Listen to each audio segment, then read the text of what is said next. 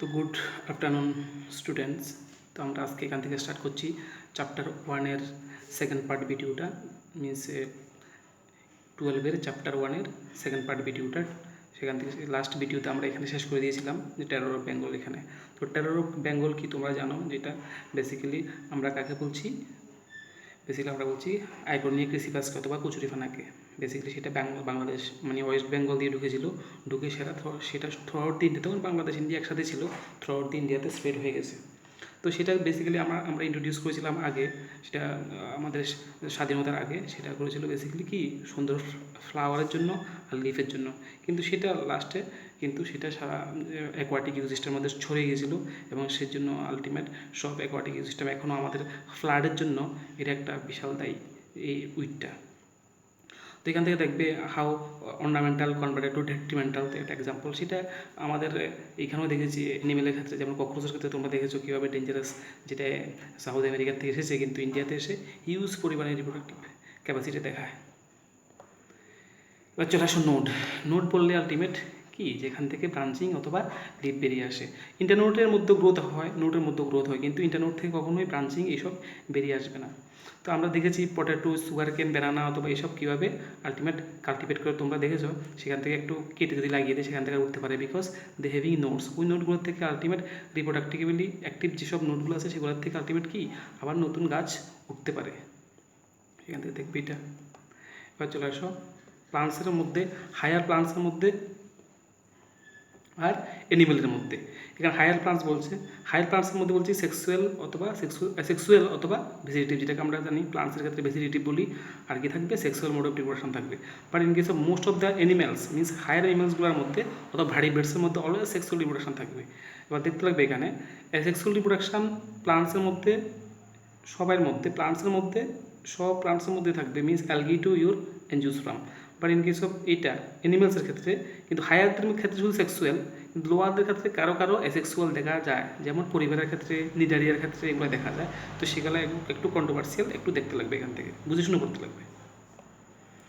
চলে আসো sexual reproduction. তো সেক্সুয়াল রিপ্রোডাকশন জানো, সেক্সুয়াল রিপ্রোডাকশন বললে আলটিমেট কী লাগবে, মেল ফিমেল গেমেট প্রোডাকশন হবে, সেখান থেকে আলটিমেট দুইটার একসাথে মিশে সেখান থেকে জাইগোট ফর্মেশন হবে এবং সেখান থেকে নিউ ইন্ডিভিজুয়ালস তৈরি হবে, সেটা আমরা জানি। তো সেক্সুয়াল রিপ্রোডাকশন বললে সেখানে একটা জিনিস লাগবে, সেক্সুয়াল ম্যাচুরিটি। সেক্সুয়াল ম্যাচুরিটি যদি না থাকে আলটিমেট সেখানে কখনোই সেক্সুয়াল ফেজগুলো আসবে না। তো সেক্সুয়াল ম্যাচুরিটি বলতে মিনস আমাদের ক্ষেত্রে যেমন পিউবার্টিতে আসলে আমরা কি তখন স্পার্ম এগ প্রোডাকশন একটা টাইম আসে, তখন আলটিমেট আমাদের মধ্যে সেগুলো হয়। সেম প্লান্টসের মধ্যেও সেম সব অর্গানিজমের মধ্যে একটা সেক্সুয়াল মেজরিটি আসার পরেই তারপরে তাদের মধ্যে সেক্সুয়াল রিপ্রোডাকশনগুলো ঘটবে। তো যেমন এখানে লিখেছে একটা line, what is juvenile phase. Juvenile phase means কি, সেক্সুয়াল রিপ্রোডাকশনের আগে অথবা রিপ্রোডাকশনের আগে কোনো একটা অর্গানিজমের মধ্যে যে সার্টেন গ্রোথটা থাকে সেটাকে বলা হয় জুভেনাইল ফেজ। সেটা সব অর্গানিজমের ক্ষেত্রে কি আমরা বলবো জুভেনাইল ফেজ, কিন্তু প্লান্টসের ক্ষেত্রে সেই জুভেনাইল ফেজটাকে বলবো আমরা ভেজিটেটিভ ফেজ। তাহলে প্লান্টসের ক্ষেত্রে কেমন, vegetative phase, flowering stage, senescence, death. বুঝে গেছে? তাহলে এখান থেকে দেখবে এটা। এবার চলে আসো সাম আনইউজুয়াল ফেনোমেনন অফ ফ্লাওয়ারিং, যেমন বেসিক্যালি কি যাদের মধ্যে নর্মাল ফ্লাওয়ারিং হয় না। আমরা জানি বেসিক্যালি সব গাছগুলোর মধ্যেই প্রত্যেক বছর একটা টাইমে ফ্লাওয়ারিং হয় এবং ফ্লাওয়ারিং ডিপেন্ডস অন ইউর কি ফটোফেরিয়র্স, কিন্তু সেটা থাকা সত্ত্বেও সেখানে কিছু কিছু চেঞ্জ, অদ্ভুত ধরনের ফেনোমেনন দেখতে পাই। সেগুলো কিসের মধ্যে, বেসিক্যালি প্রথমটা দিয়েছে দেখো ব্যাম্বুর মধ্যে। কিন্তু ব্যাম্বুর ফ্লাওয়ারিং কেন একটু অন্যরকম, কারণ ব্যাম্বুর মধ্যে প্রত্যেক 50 থেকে 100 বছর পর ফ্লাওয়ারিং হয় একসাথে লাইফে, আর সবাই একসাথে মরে যায়। কিন্তু এখানে একটু ভুল বলেছে, সেটা 20 থেকে 30 বছর হতে পারে।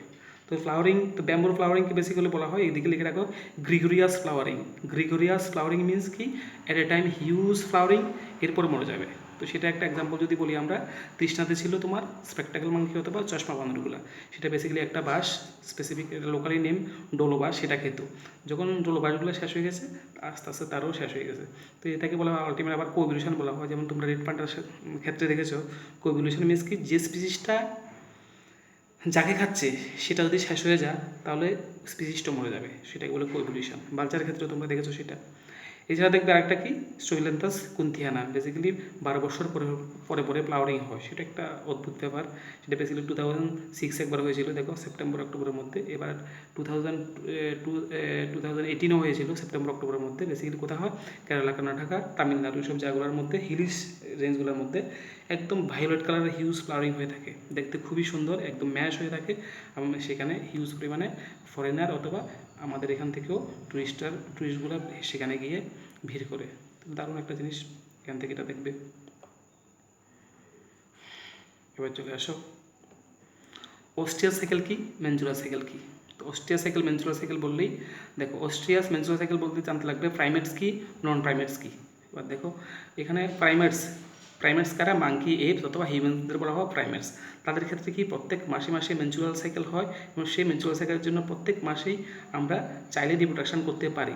But in case of oestrous cycle অথবা নন প্রাইমেটস মিনস তারা cow, sheep, rat, deer, dogs, tiger, তাদের ক্ষেত্রে এভাবে হয় না। তাদের ক্ষেত্রে একটা টাইম লাগে, মিনস ওরা যেহেতু বেসিক্যালি ওয়াইল্ড অ্যানিম্যাল, তাদের মধ্যে একটা টাইম যখন ফেভারেবল কন্ডিশন আসবে তখনই গিয়ে ওদের মধ্যে সেক্সুয়াল কি টাইমটা আসবে, তখনই গিয়ে ওদের মধ্যে জাস্ট তোমাদের সেক্সুয়াল লিবারেশনটা ঘটে। এই জন্য তাদেরকে আবার বলা হয় কি কি সিজনাল ব্রিডার, মিনস একটা সিজনে ওরা শুধু ব্রিড করতে পারে। আর ইন কেসও আমরা মিনস অথবা প্রাইমেটসরা অলওয়েজ কি কন্টিনিউয়াস ব্রিডার। তো দ্যাটস ওয়াই যারা প্রাইমেটস তারা কন্টিনিউয়াস ব্রিডার, যারা নন প্রাইমেটস তারা কি সিজনাল ব্রিডার। এখান থেকে দেখবে অস্ট্রিয়াল সাইকেল, মেনচুরাল সাইকেলটা। এবার চলে আসো, কি বলেছে এখানে একটা লাইন বলছে যে প্লান্টস বলো আর অ্যানিমেল বলো প্রত্যেকের কি hormones are responsible for three growth, means কি প্রি প্রোডাক্টিভ বলি, প্রোডাক্টিভ বলি, পোস্ট প্রোডাক্টিভ, যেসব কথা ইভেন্টসগুলো বলছি প্রত্যেকটা বেসিক্যালি ডিফেন্স অন ইউর কি হরমোনাল ব্যালেন্স, হরমোনের উপর নির্ভর করবে। Hormonal balance as well as কি environmental factor, perfect environment as well as hormonal balance ঠিকঠাক থাকলেই আলটিমেট এই অ্যাক্টিভিটিগুলো দেখা যায় এবং রিপ্রোডাক্টিভ প্রসেসগুলো চলে আসে প্রত্যেকটা অর্গানিজমের মধ্যে। সেখান থেকে দেখবে অ্যাজ ওয়েল এজ কি বিহেভিয়ারাল এক্সপ্রেশন অফ অর্গানিজম, সেটাও দেখা যায়, নাহলে কিন্তু আলটিমেট দেখা যাবে না। তাহলে আলটিমেট টোটালি ডিপেন্ডস অন কি হরমোনস অ্যাজ ওয়েল এজ কি এনভায়রনমেন্টাল ফ্যাক্টরস, মিনস কি ফেভারেবল এনভায়রনমেন্ট নিড।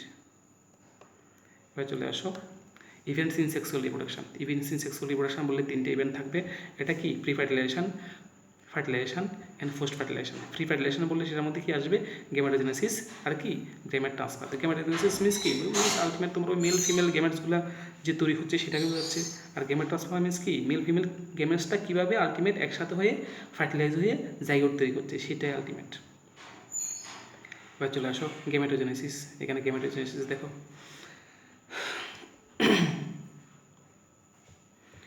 এবার দেখো গেমেটোজেনেসিস বললে এখানে কি আসবে, দেখো টাইপস অফ গেমেটস বলে এখানে আইসোগেমেটস, হেটারোগেমেটস অথবা অ্যানাইসোগেমেটস। তো গেমেটোজেনেসিস মিনস কি মেল ফিমেল গেমেটস বানাবে, সেটা কত রকমের হয় সেটা দেখিয়েছে এখানে। তুমি যখন আইসোগেমেটস হবে তখন কি মেল আর ফিমেল যেটাই হোক না কেন দুইটা গেমেটস সেম সাইজের হবে। সেকেন্ড ক্ষেত্রে দেখো তাদের ক্ষেত্রে কী হয়, অলওয়েজ মেল গেমেটটা দেখো বড় ছোট আর ফিমেল গেমেটটা বড়, বুঝতে পারছো? তাহলে কি অ্যানাইসোগেমেটস। তো আমাদের ক্ষেত্রেও সেম, এটা আমাদের এগ, এটা আমাদের স্পাম, সেটা কি অ্যানাইসোগেমেটস। তো সেখানে একটা টার্ম ইউজ করতে পারবে, সেটা হচ্ছে ওগেমাস। ওগেমাস মিনস কি সেটা স্পেশাল, এটা ঠিক আছে হেটারোগেমেটস ঠিক আছে, কিন্তু তার মধ্যে কি থাকবে, সেটার মধ্যে মেলটা ছোট থাকবে কিন্তু সেটা মোটাইল, কিন্তু ফিমেলটা বড় স্ট্যাটিক, এটা হচ্ছে ওগেমাস। তাহলে কি আইসোগেমেটস, অ্যানাইসোগেমেটস তো কি বড় ছোট, আর ওগেমাসের মধ্যে মেলটা ছোট মোটাইল, ফিমেলটা বড় স্ট্যাটিক, এই 3টা টাইপ। আর গেমেট কোথা থেকে তৈরি হয় সেটাও আমরা জানি, আলটিমেট গেমেট মাদার সেল থেকে। হয় চলে আসো এটা হোমোগেমাস কি অথবা হেটারোগেমাস কি। হোমোগেমাস বলতে কি এক রকমের, হেটারোগেমাস মিনস 2 রকমের, সেটা উপরে আমরা দেখেছি, সেটা আমগুলা পিকচারগুলো দেখেছো। এবার চলে আসো হোমোথেলিক কি অথবা হেটারোথেলিক কি, এটা ইম্পর্টেন্ট আছে। বলছে plants may have both mail and female reproductive structure in the same plants, bisexual plants বলা মিনস একটা প্লান্টের ফ্লাওয়ারের মধ্যে তুমি কি স্টেমেন অথবা গাইনোসিয়াম সব অথবা কি সবগুলো দেখতে পারবে, কিন্তু কখনো কখনো আবার কি ইউনিসেক্সুয়াল ফ্লাওয়ার আমরা দেখতে পারবো। তো এখানে দেখো যদি ডিফারেন্স প্লান্টের মধ্যে থাকে মেল ফিমেল মিনস কি মেল ফ্লাওয়ার ফিমেল ফ্লাওয়ার আলাদা, তখন বলবো আমরা কি ইউনিসেক্সুয়াল ফ্লাওয়ার। আর যদি মেল ফ্লাওয়ারের ফিমেল ফ্লাওয়ারের মিনস কি দুইটাই রিপ্রোডাক্টিভ স্ট্রাকচার একটা ফ্লাওয়ার মধ্যে থাকবে, তখন বলবো বাইসেক্সুয়াল ফ্লাওয়ার, সেটা এখান থেকে দেখবে। এবার চলে আসো মেল ফ্লাওয়ার ফিমেল ফ্লাওয়ার আলাদা, সেটা তোমরা জানো, যেমন স্টেমিনেট ফ্লাওয়ার, পিস্টিলেট ফ্লাওয়ার। স্টেমিনেট মিনস যেসব ফ্লাওয়ারের মধ্যে অনলি কি স্টেমেন্স থাকবে, আর পিস্টিলেট যেটা মধ্যে শুধু পিস্টিল থাকবে। তো সেটা বেসিক্যালি কি কোমর গাছের মধ্যে তোমরা দেখবে, কিউকারবেটিসি ফ্যামিলির গাছগুলোর মধ্যে বেসিক্যালি দেখবে মেল ফ্লাওয়ার ফিমেল ফ্লাওয়ার কি আলাদা আলাদা থাকে, এখানে দেখবে। এবার চলে আসো তোমরা কি হার্মাফ্রোডাইটস কি। তো হার্মাফ্রোডাইটস বেসিক্যালি কি, যেসব অর্গানিজমগুলোর মধ্যে মেল মিনস বাইসেক্সুয়াল অ্যানিমালসদের বলা হয় বেসিক্যালি হার্মাফ্রোডাইটস। এক্সাম্পল বললে এখানে কি লিস, আর্তম, তাদের মধ্যে বেসিক্যালি হার্মাফ্রোডাইটস দেখা যায়। মিনস মেল আর ফিমেল রিপ্রোডাক্টিভ অর্গান একটা অর্গানিজমের মধ্যে দেখা যায়, সেটা এখান থেকে দেখবে। এটা একটু ইম্পর্টেন্ট আছে এই জায়গাটা, এক্সাম্পল দিয়ে অ্যানসিয়ারের থেকে এক্সাম্পল দিয়ে কোশ্চেন করতে পারে। এবার চলে আসো হ্যাপ্লয়েড ডিপ্লয়েড কি। তো হ্যাপ্লয়েড ডিপ্লয়েড তো সেটা জানো, হ্যাপ্লন্টিক লাইফ সাইকেল কি, ডিপ্লন্টিক লাইফ সাইকেল কি সেটা তোমরা জানো। তো হ্যাপ্লয়েড বললে বেসিক্যালি কাদেরকে হ্যাপ্লয়েড বলবো আমরা, মনেরা, ফাঙ্গাস, অ্যালগি, ব্রায়োফাইট, তাদেরকে আমরা হ্যাপ্লয়েটিক লাইফ সাইকেল বলবো, অথবা হ্যাপ্লন্টিক অর্গানিজম অথবা হ্যাপ্লয়েড প্লান্ট বডি বলবো। আর বাকি যাদের মিনস টেরাটোফাইট, জিমনোস্পার্ম, এনজিওস্পার্ম, তাদেরকে আমরা কি বলবো, ডিপ্লয়েড অর্গানিজমস। এখান থেকে দেখলে হ্যাপ্লয়েড অর্গানিজম, ডিপ্লয়েড অর্গানিজম কি। এছাড়া মিউসাইড সেল, মিউসাইড সেল তো জানোই, গেমেট মাদার সেলকে মিউসাইড সেল বলা হয়, যেখান থেকে মিউসিস হয়ে আলটিমেট কি অর্গানিজমগুলোর অথবা গেমেটসগুলো প্রডিউস হয়, এটা জানো।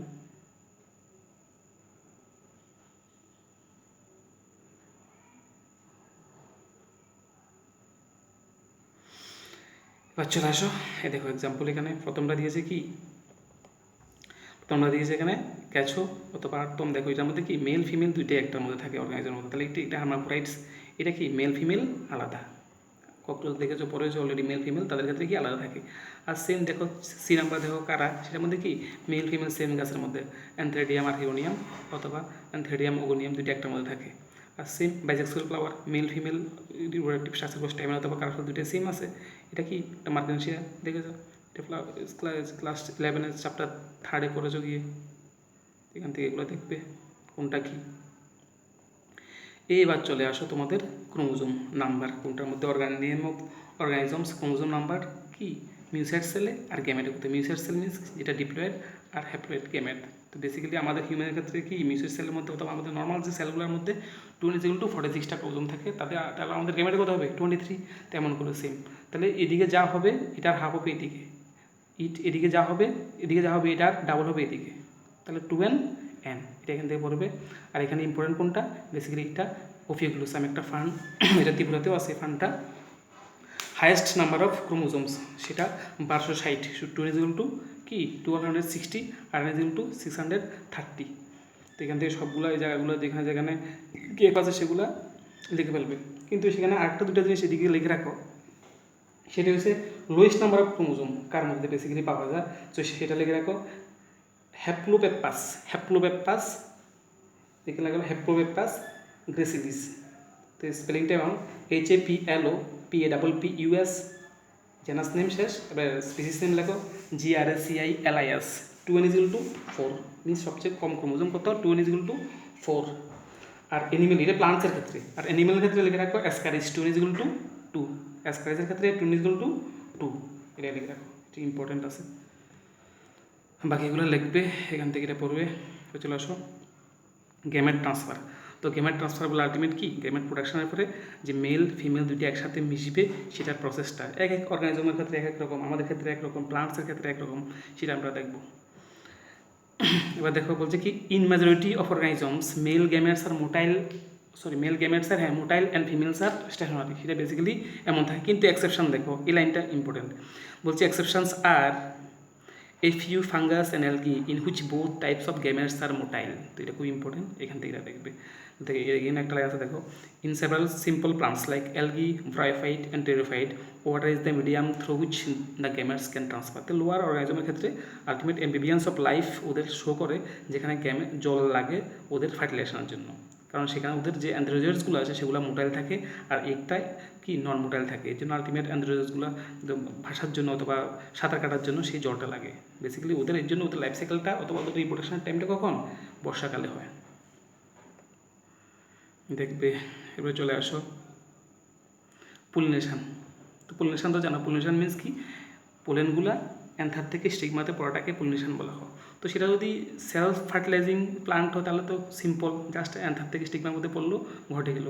তো সেটা বেসিক্যালি পিইটির মধ্যে এগুলো ঘটে। এছাড়া তোমরা বার্ড পলিনেশন নাম শুনেছো, যেটা তোমার রাইসের মধ্যে দেখা যায়। মিনস কি ফ্লাওয়ার ফুটবেই না, ফ্লাওয়ারের যে বার্ডটা আছে সেখানেই আলটিমেট না ফুটেই, অ্যান্থেসিস না ঘটেই সেখানে কি অ্যান্থারের মধ্যে, অ্যান্থার থেকে স্টিগমার মধ্যে পোলেন পড়ে যাবে, সেখানে ফার্টিলাইজেশন ঘটে যাবে, এবং দ্যাটস ওয়াই সেখানে কি একটা হোমোজেনিটি চলে আসে এবং সেখানে কোনো ভেরিয়েশন আসার চান্সেস কম থাকে।